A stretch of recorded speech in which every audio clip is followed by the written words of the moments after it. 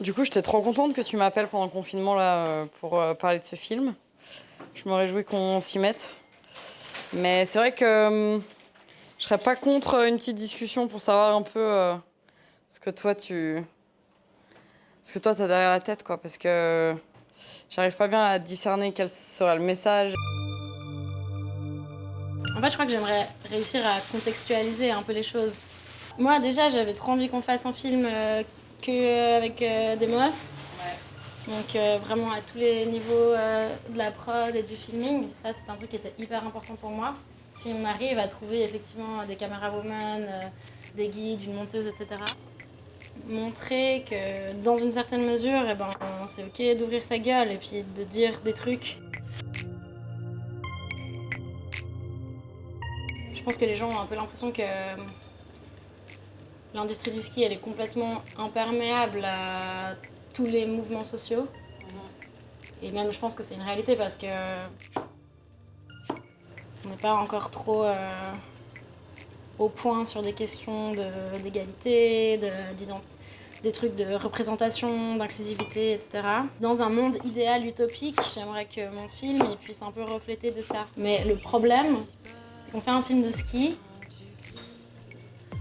et que les sponsors ils vont le financer parce qu'on montre du ski porn et pas parce qu'on fait la révolution. C'est plus un secret pour personne que je me revendique féministe. L'orientation sexuelle c'est un peu plus délicat.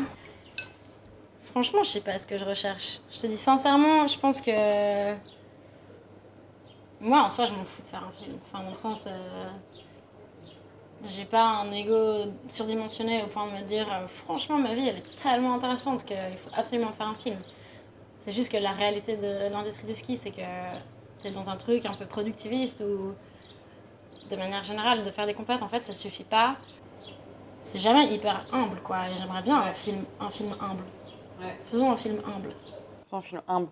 Et humble un peu drôle aussi quand même ou pas? Bah ça c'est obligé parce que je suis quand même bon délire quoi. Hyper humble comme commentaire. Ça commence super bien.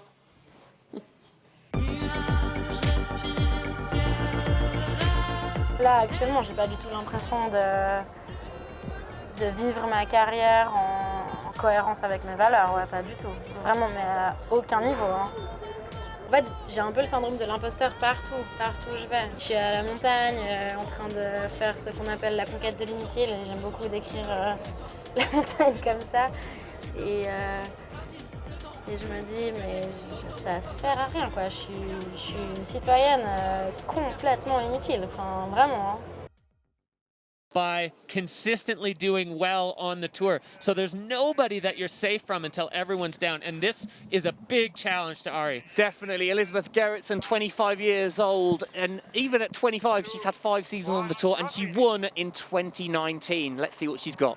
Elizabeth immediately into a very serious part of this face, going over into an untapped as of yet section, and now up high onto this. Actually, we did see Juliet coming into the same section. Now Elizabeth holding on. She is in her bread and butter. The only way out of here is to air, and Elizabeth straight into the fall line, flying over Juliet's bomb hole, right back across, totally in control right now. Elizabeth Gerritsen looking strong on the back. Absolutely flying. She looks like she wants it, and her legs are on today. There's no danger of her falling on any of those drops, and incredible speed so far.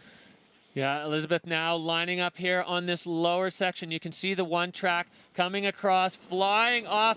Perfect connection with the landing. Elizabeth Gerritsen, another really strong run. Here we go. The overall. Oh no, it's the overall tour ranking. Gerritsen has taken it in first place. It's made that much of a difference with the win. Elizabeth Gerritsen, 20 points. By 20 points when 15,000 points were on offer today. Elizabeth Gerritsen jumping from 5th place to taking the overall title. It was mathematically possible. We knew it was there. But for her to do that on this face at home, look at her reaction. I can't believe it. My maths was off. I thought Hedvig did enough. Elle a gagné le titre de championne du monde.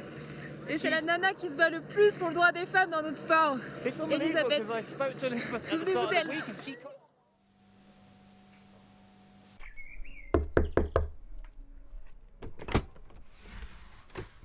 Hello. Coucou.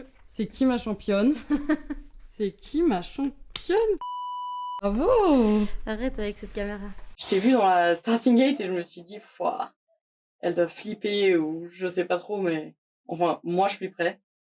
Toi, t'es à l'aise quand t'es là-haut ou t'es quelqu'un de normal qui a peur aussi? Ah non, j'ai hyper peur. Et je remets tous mes choix de vie en question. Non, ça fait trop peur le bec des roses.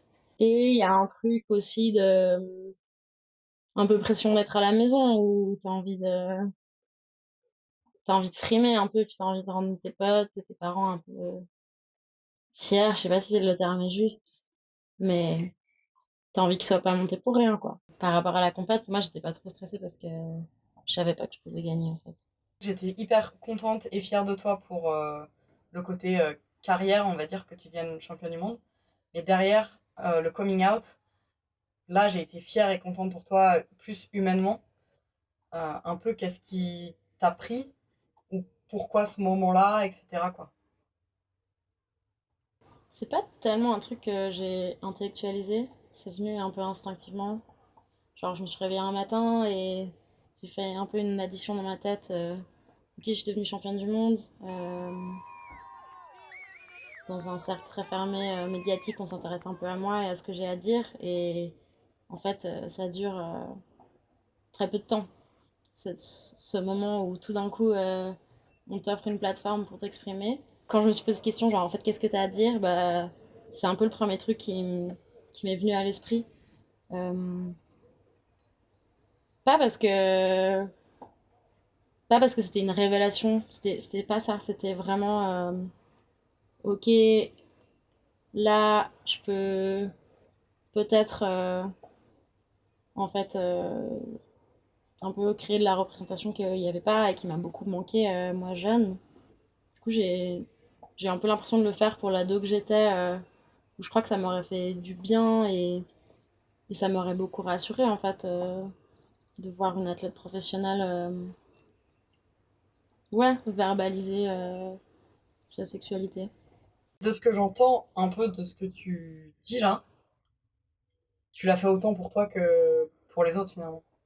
Bah, finalement, moi, j'ai pas l'impression de l'avoir fait pour moi. Je me suis dit que peut-être ce témoignage pourrait toucher des jeunes skieuses ou des jeunes personnes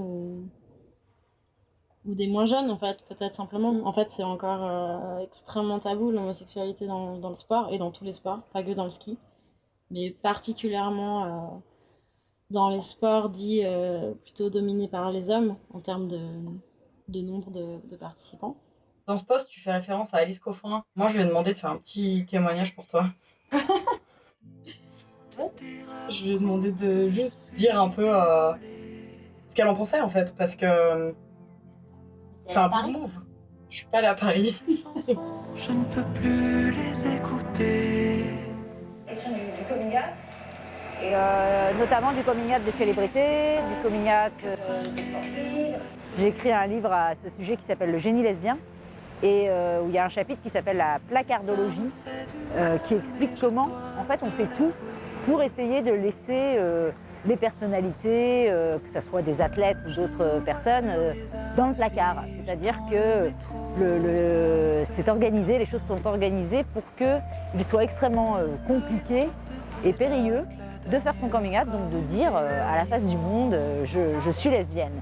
Et c'est pour ça qu'il faut absolument saluer les gestes des championnes qui ont le courage et la volonté de le dire de manière explicite et de pouvoir dire je suis lesbienne, je fais mon coming out, je le dis au public. C'est extrêmement important pour pas mal de raisons. On peut aussi, et j'y souscris peut-être davantage, dire à quel point c'est une joie. Être lesbienne est une fête. Et je pense que c'est important aussi de pouvoir dire la joie justement d'assumer de présenter au monde, la joie de présenter au monde qui on est.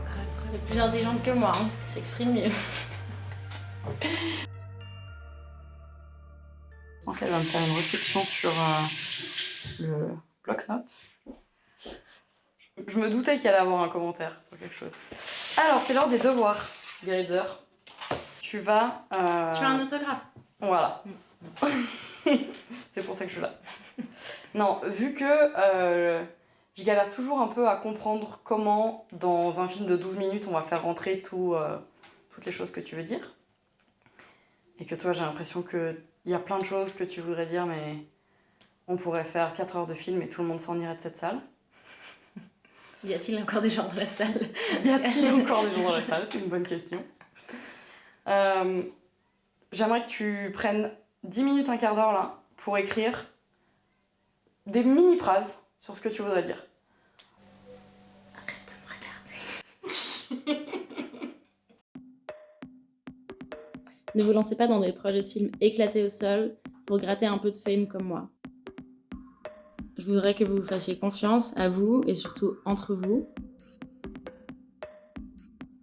Je voudrais que vous sachiez que vous êtes légitime à prendre de la place en montagne et dans tous les autres espaces. Prendre de la place, ça veut dire ne jamais s'excuser d'être une femme, de ne pas être hétéro. Ça peut vouloir dire aussi que vous n'avez pas à vous conformer à des standards dans lesquels vous ne vous retrouvez pas. Créez vos propres standards, vos propres codes. Si vous avez beaucoup de place, partagez-la avec d'autres qui en ont moins. Je voudrais qu'il y ait plus de bienveillance et de réflexion collective sur les implications d'être encore minoritaire dans le milieu du freeride en tant que femme. Ne vous taisez pas, ne vous taisez jamais. Si vous avez le privilège d'être écouté, amplifiez plutôt les voix de celles et ceux qui ne l'ont pas. Soyez accueillants envers tous et toutes. La pratique du ski est un privilège auquel beaucoup n'ont pas accès. Rendez-le accessible au plus grand nombre. Questionnez les structures, créez les vôtres si nécessaire. L'industrie du ski a été construite par des hommes, pour des hommes. Ne culpabilisez jamais de ne pas vous y sentir à votre place. Si vous vous sentez discriminé d'une manière ou d'une autre, thématisez cette discrimination. Si tel n'est pas votre cas, accompagnez vos amis skieuses ou skieurs qui s'en plaignent. Écoutez-vous les uns les autres, les unes les autres. On a tous et toutes des expériences propres et subjectives, mais elles ont toutes de la valeur et elles nous renseignent beaucoup sur ce beau mais bizarre monde dans lequel on évolue.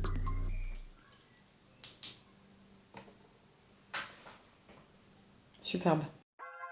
Je peux en rajouter un ou pas? C'est clair, ouais. Mais si vous êtes des femmes, n'oubliez pas que vous pouvez aussi être photographe et camera woman de ski, quoi. Nous, ça nous arrangerait bien. Non, ça. Il va pas donner des leçons ce film quand même, Alicia. On verra.